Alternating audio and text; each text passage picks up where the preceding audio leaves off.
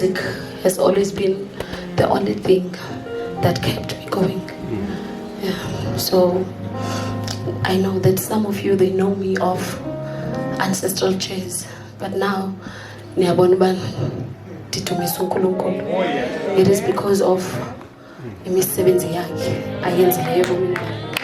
I'm standing before you today because ngiphakanyiswe ngulo mculo ndiwubhalileyo ndawucula. So I would like to invite my first guest. I've got 3 guests and I'm so excited. I am so blessed. God has been good in my life. Amen. So I have my sister in Christ.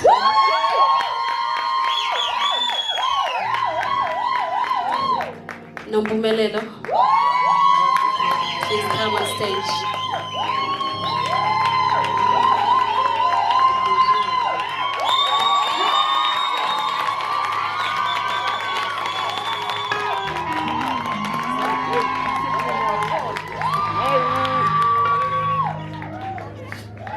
Wow!